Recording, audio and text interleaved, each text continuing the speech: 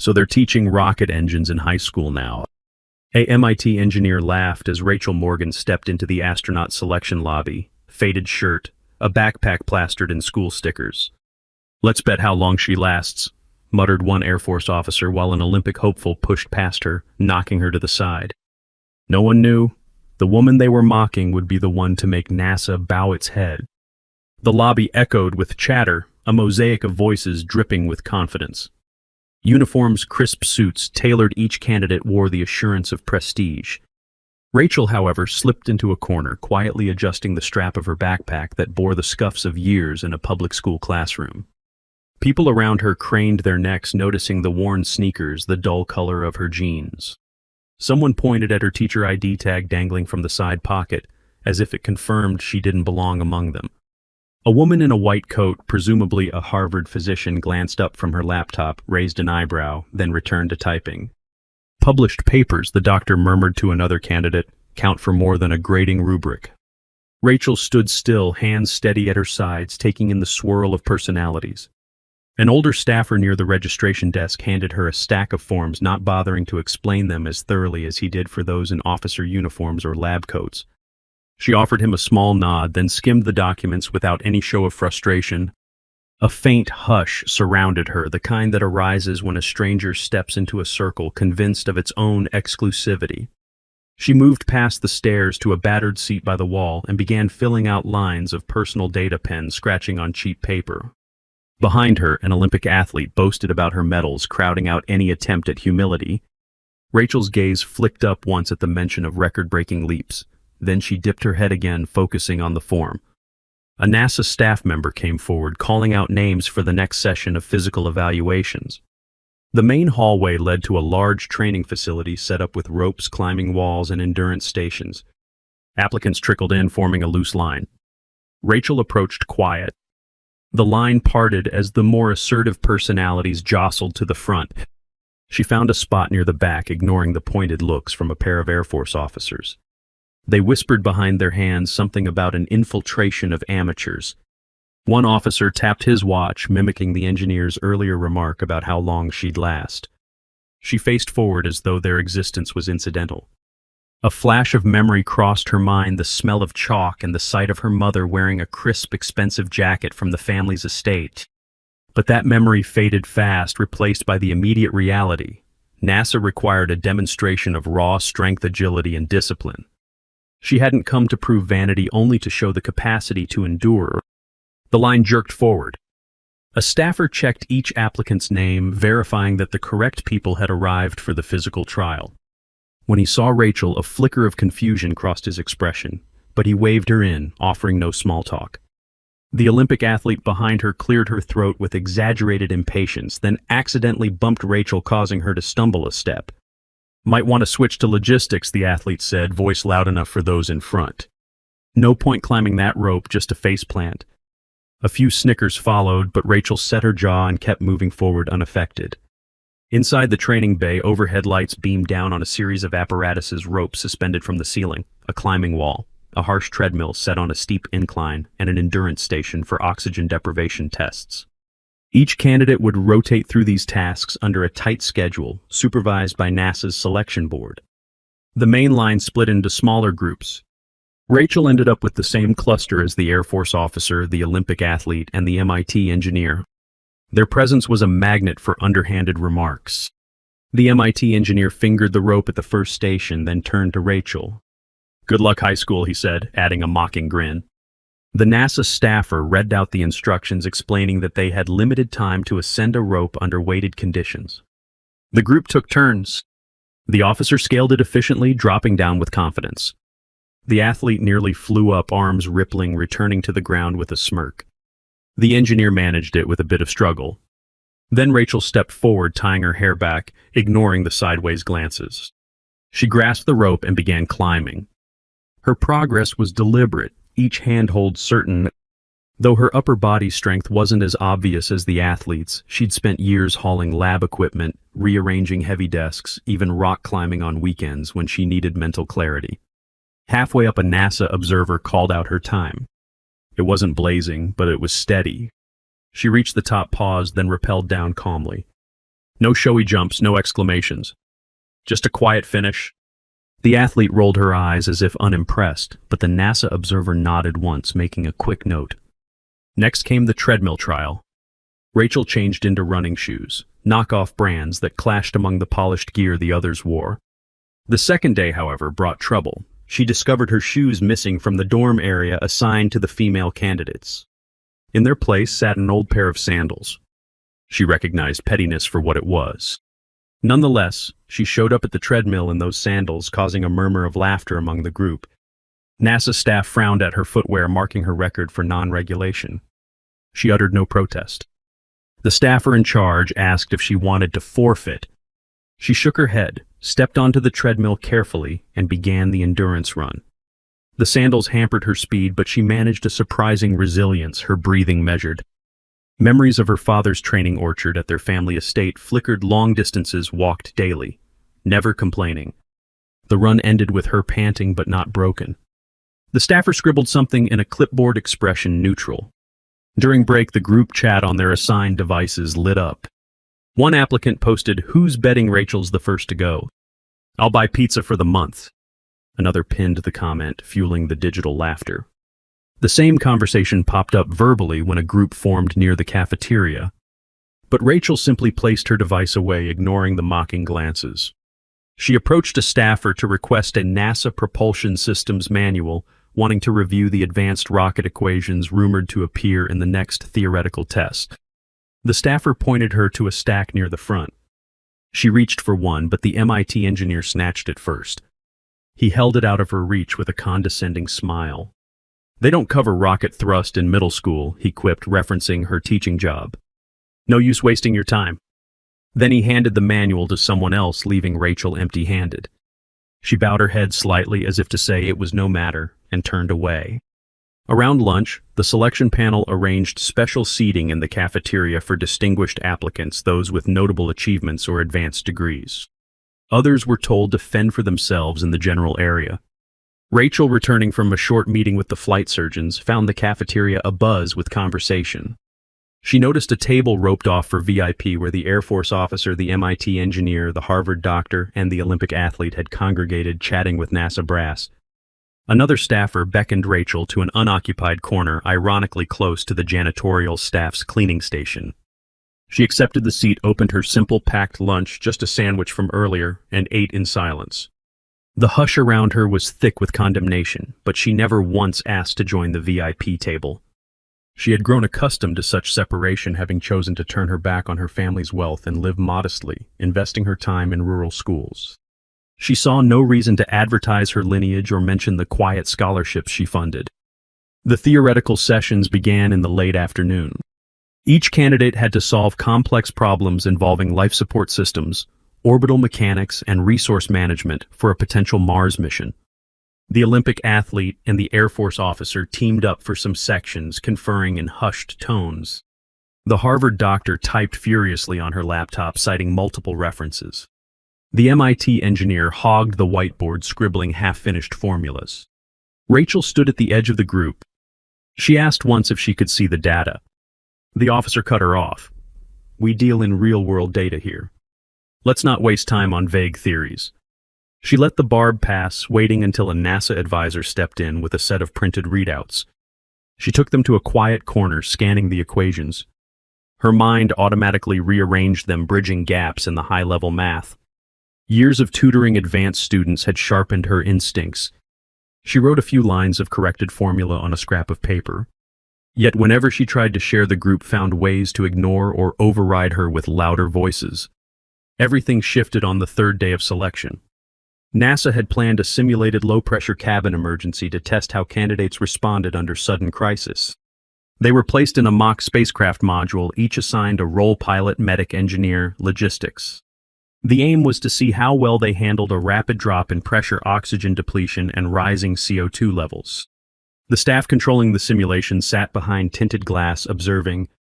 The module's environment started normal. Then as the test commenced, a real malfunction occurred. The CO2 scrubbers jammed for reasons not intended in the simulation. The software spiraled, failing to alert them properly. The contained air grew stale, edges of vision fuzzy. The group realized something was wrong, but confusion took over. The officer barked orders. The MIT engineer fiddled with the controls, the Olympic athlete complained about dizziness, and the Harvard doctor rummaged for medication. No coherent plan emerged. The staff behind the glass ironically didn't catch the severity since their system read it as part of the scenario. Rachel initially pushed to the sidelines, recognized the early signs of hypoxia, disorientation, confusion, shortness of breath. She recalled that day in the old high school science lab when a CO2 leak from a poorly sealed experiment threatened her students. She remembered how she'd improvised masks out of layered cloth and taught the kids to breathe calmly until the air cleared. Here, the so-called elites were panicking, each trying to prove leadership. Rachel stepped forward, ignoring the officer's shouted commands. She spotted a small supply closet in the module stocked with random items for the sim plastic sheets, spare tubing canisters of basic emergency gear. She snatched them up methodically, fashioning crude oxygen masks, layering them to filter out some CO2. Her hands moved quickly, a silent demonstration of skill. She guided the others to breathe slow, deep in unison to conserve the limited oxygen. The Harvard doctor started to object, but soon realized the standard protocol was failing. The MIT engineer tried the console again, but it was locked in an error state. Meanwhile, the real oxygen levels approached danger. One candidate collapsed and the Olympic athlete started hyperventilating. Rachel knelt beside the collapsed person, pressing a makeshift mask over their face, coaxing them to breathe shallow calm. She manipulated the manual release valves, venting the worst of the stale air. Through trial and error, she re-established partial airflow. The officer stepped back, eyes unfocused from lack of oxygen, letting her work uninterrupted. She never raised her voice or demanded compliance. She simply did what needed doing, draping an extra plastic layer around a small corner of the module where fresh air was trickling in from a damaged vent. After a few tense minutes, partial stabilization was achieved. The staff behind the glass noticed the flickering red alarms and ended the simulation abruptly, pumping in fresh air. They burst in concern they had let a real emergency escalate. Inside the module, they found a subdued group of elites breathing through Rachel's improvised contraptions. The Air Force officer slumped on a seat. The MIT engineer stared at the floor. The Harvard doctor clutched a half-torn emergency manual. The Olympic athlete, trembling, clung to a corner, face pale. And in the center stood Rachel, calmly disconnecting the rig, verifying everyone was conscious. The NASA observers realized she'd saved them from a crisis that might have turned lethal. After a break for medical checks, NASA staff convened. They examined the incident carefully, cross-checking logs, listening to accounts from the exhausted candidates. The praising glances landed on Rachel. She never boasted. She simply answered when asked, describing the steps she'd taken, referencing basic meteorology labs, and the time she'd taught students about safe breathing techniques. A hush fell among the official board. This was no mere feat of luck. The same teacher who had been mocked all week had displayed an unflappable calm under real danger. The staff decided to review her entire file. They found more than they anticipated, advanced theoretical papers not published under her name, but contributed to NASA's deep space habitat environment. Calculations help with new oxygen scrubber algorithms that had quietly saved NASA millions. She had refused direct payment, requesting funds be channeled into STEM programs at underprivileged schools. Documents also showed a record of her heroic intervention at her high school lab to save 3 students from a CO2 leak, something not widely publicized. The board realized the small-town teacher had deeper credentials than half the group combined, yet she walked among them with no display of it. Meanwhile, word spread through the corridors. The humiliations, the stolen shoes, the condescending remarks, every petty sabotage came to light. NASA officials confronted the guilty parties. The MIT engineer, the Air Force officer, the Olympic athlete, and the Harvard doctor, each fumbled with excuses. They insisted they hadn't known who she was. The staff saw through the excuses. They recognized a pattern of arrogance. A quiet decision formed: if these candidates couldn't demonstrate respect to a colleague, how would they handle the complexities of cooperating on Mars? The official announcement came hours later. Each person who had participated in the bullying was disqualified from the immediate selection required to complete a respect training course if they wished to reapply in 2 years. A wave of shock rattled the entire selection camp. People had expected the small-town teacher to vanish after day one, not remain and overshadow them all. Rachel, summoned to the main auditorium, stepped in wearing the same faded shirt and braided hair backpack over one shoulder. The NASA director stood at the front with a public statement. "We don't just seek the brightest," he read, voice echoing in the hush. "We seek those who remain calm, selfless, and inventive under real pressure. The only candidate who displayed all those qualities is the teacher. So many of you mocked." Gasps and murmurs rose from the crowd. Rachel kept her eyes lowered, hands steady on the straps of her backpack. The director continued lauding her for the improvised rescue, referencing her hidden contributions to NASA's environmental controls. Then, without further ceremony, he announced her acceptance into the Mars One program as the first teacher astronaut. Applause erupted, uncertain at first, then more earnest as the reality sank in. A handful of staff members, still stunned, realized they had overlooked a gem. The crowd parted to let her step forward. She accepted the NASA patch from the director's outstretched hand, quietly, no tears or laughter. Just a faint nod of gratitude. Those who had bullied her earlier stood on the sidelines face to face with the consequences of their scorn. Some tried to approach her, stammering apologies. She inclined her head politely, as if acknowledging a polite greeting in a hallway. The Air Force officer who'd tapped his watch tried to speak, but words failed him. The MIT engineer who had mocked the notion of high school rocket lessons stared at the floor, silent. The Olympic athlete avoided her gaze, arms folded tight as if she might block out the world. The Harvard doctor quickly slipped out the back, shame pressing her steps. Rachel gave them no sermon, no condemnation. She let the hush of their own regrets weigh on them. That hush was enough to tell them everything. Within days, the news splashed across major outlets. Small-town teacher selected for NASA's Mars One rural educator stuns elite applicant, saves lives in sim. Interview requests flooded in. NASA hosted one press conference, but Rachel spoke only a few sentences. She recounted how she used to volunteer at local labs, how she never felt the need to publish her calculations under her own name. She ended with a quiet statement. Never underestimate a simple woman, because the one you ignore might be the one keeping you alive on Mars. Reporters fired more questions, but she politely excused herself. She had a new training schedule to meet and weeks of preparation for the mission's next phase. NASA commemorated her acceptance with a small plaque near the training facility. Calm, patience, ingenuity. The small things we overlook are what help us survive beyond Earth. It hung on a wall many would pass daily, a reminder of how illusions can blind us to real capability. Soon enough, the disqualified candidates packed their belongings, faced with the harsh reality that while they might have degrees or medals, they lacked the humility NASA demanded. The battered seat in the cafeteria where Rachel had eaten alone became a point of subtle legend, some new arrivals choosing to sit there, hoping to channel a fraction of her unassuming steadiness. In the next stage of selection, Rachel found herself working alongside a smaller group of candidates, those who had either shown her kindness or at least refrained from cruelty. They studied long-duration mission protocols, advanced life support, math, psychological resilience tests. She carried her old backpack everywhere, a habit from her teaching days, when it held lesson plans and lab supplies. Now it contained NASA manuals, mission briefs, perhaps a stray chalk piece from a memory of a rural blackboard. During one break, a younger candidate approached her, asking how she kept so calm.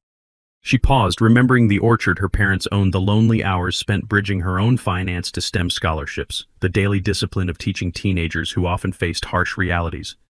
She placed a hand gently on the younger candidate's shoulder, offering only a small, knowing smile.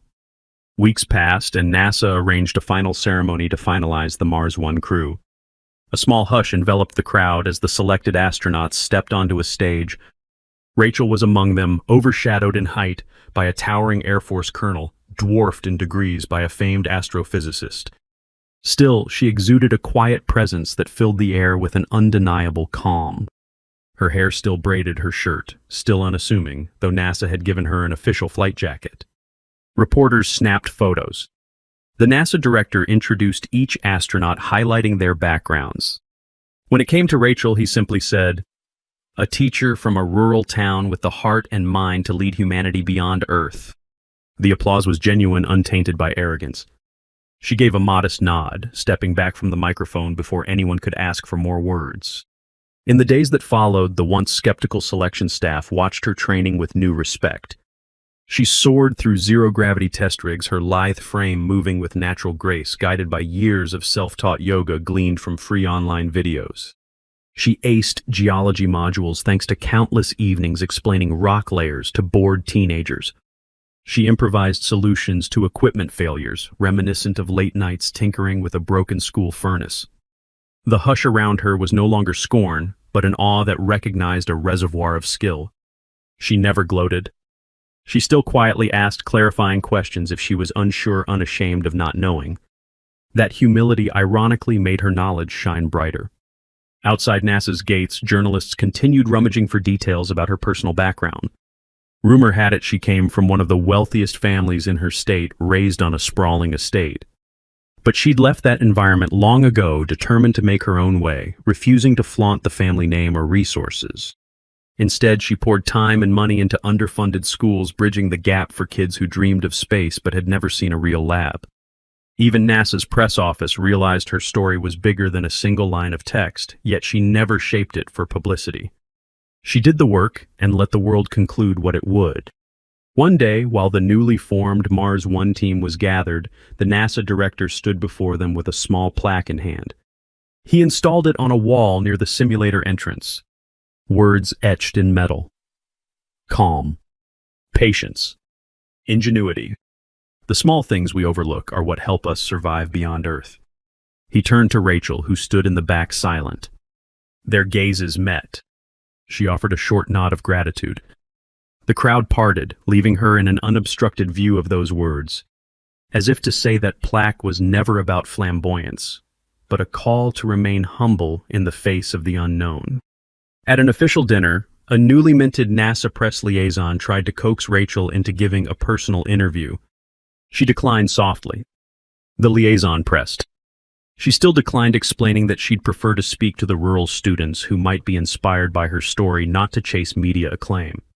The liaison withdrew, perhaps mystified that anyone selected for a historic Mars mission wouldn't crave the spotlight. She merely sighed, remembering countless times her father tried to push her into family-run businesses or philanthropic ceremonies for publicity. She'd always retreated to simpler contexts, her unstoppable calm unbreached by external demands. As the mission's final countdown approached, NASA scheduled one last public event revealing the crew to the world. Cameras flashed, global audiences watched. Rachel stood on stage in her flight suit, her old backpack left behind in the green room. A hush fell as the question on everyone's lips was, how did a small-town teacher overshadow Olympic athletes, Air Force elites, and top-tier scientists? She said only that the measure of an astronaut wasn't rank or wealth, but the readiness to step forward when everything else fails. Then she stepped back, letting other crew members speak their parts. In that final hush, people understood she would never brag about her family's power or her behind-the-scenes achievements. She was content to be recognized solely by her proven capacity to stay calm under fire. Months later, as the mission date neared, NASA prepared a short documentary.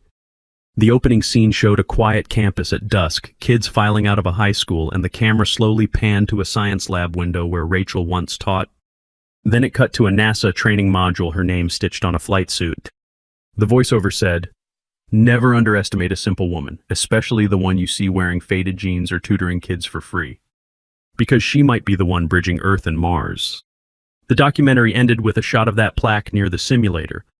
Its last frame lingered on those etched words, a testament to how easily the world misreads gentle composure.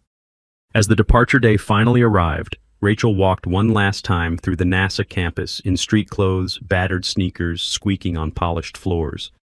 Junior staff no longer looked at her with scorn or confusion, but with genuine admiration. She paused near the wide glass windows that overlooked the rocket construction bay. A staffer approached, half expecting some grand statement. She merely gazed at the rocket in silence, memories crossing her eyes. Then she turned and walked away, steps measured. She had a mission to attend to, a world to represent, a future to shape among the dusty dunes of another planet. No fanfare, no final waves. In the end, NASA released an official statement of her selection. Never underestimate a simple woman, because the one you ignore might be the one keeping you alive on Mars. They posted it with her photograph capturing the faint hint of a smile. Critics who once belittled her name saw it pinned to the top of the press page. The rest of the world nodded in affirmation, inspired by her quiet force. The mission's crest featured a small icon of a teacher's apple in the corner, a subtle nod to her roots. Behind the scenes, the story was told in hushes among staff how the bullies were disqualified, how her code had revolutionized NASA life support budgets, how she'd once saved 3 kids from a lab incident. She never wrote a memoir. She never boasted to her wealthy family. She simply exemplified a calm that silences every doubt. Over time, future recruits studied her approach, learning that a real astronaut's strength isn't hammered into place by vanity, but shaped by disciplined kindness. She became the teacher astronaut revered across NASA, not for some flashy stunt, but for a moment in a malfunctioning module when she stayed collected and saved them all. And so the day approached for her final departure to the Mars 1 capsule. She boarded the shuttle that would carry her to the launch site, stepping onto the metal floor with that same unflappable calm.